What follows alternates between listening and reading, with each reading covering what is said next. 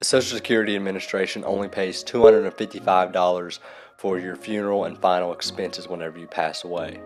But the average funeral cost is almost $10,000.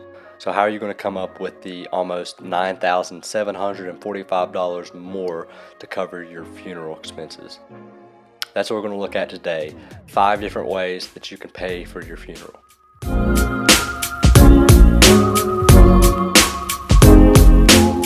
Alright, so your first option is going to be to dip into your savings account to pay for those final expenses. Now, this isn't recommended because, as I mentioned before, the average funeral cost is now upwards of $10,000 or more, and according to CNBC, the average American only has around $8,000 in savings. So really, most Americans couldn't afford to use their savings to pay for their funeral expenses. So let's go ahead and look at another option to cover those expenses. So your second option is going to be to use a platform called GoFundMe. Now, GoFundMe is a crowdfunding platform where people can pay or donate money to you for a certain cause, no matter what that may be. And in this case, it would obviously be to pay for your funeral expenses. Now, you would not be the one to set this up. I would hope not, at least. Usually it is the family that is forced to set these up because they don't have the savings, or their loved one didn't provide funds to pay for their final expenses, and so they're left to cover those themselves. Alright, so our third option is final expense life insurance. Now, this is life insurance that is designed specifically to cover your funeral and final expenses. It's usually anywhere between $5,000 up to around $35,000 in coverage, and it's really meant to just pay for your funeral expenses, your funeral service, things like that, and any other remaining debt or expenses that you may have left over when you pass away.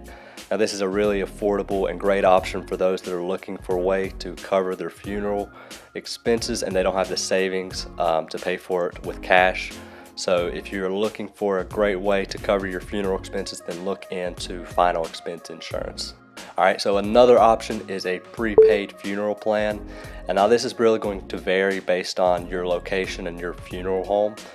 So you want to check in with your local funeral home and the funeral home that you're planning on using for your funeral.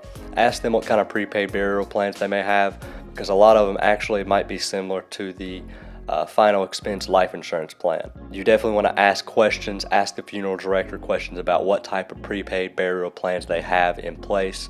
Sometimes the funeral home will put that money that you pay towards your funeral into a trust that grows over time. Sometimes they may just keep it in a separate account that doesn't grow. So you definitely want to ask plenty of questions towards the funeral director and the funeral home to find out exactly what you're going to be paying for if you decide to go that route. Alright, so another option, and this is again one that we don't recommend, is to use a credit card or get a loan to pay for your funeral. Once again, this is something that you're not going to be doing. This is more than likely your loved one or your family member that's going to be stuck taking out a loan or using a credit card to pay for your funeral. So this is something that you really don't want to do unless you really have to. So I would avoid using a credit card or taking out a loan to pay for a funeral. Alright, and one last thing before I let you go. If you are interested in taking the next step and going ahead and preparing for your funeral and paying for those final expenses, then get in contact with me. You can give me a call at 304-988-5881 or shoot me an email, john@foxbenefits.com. That's JOHN@FOXXbenefits.com. Or you can check out our website, foxbenefits.com, to learn a little bit more. So thank you for watching, and tune into the next video to learn a little bit more about life insurance and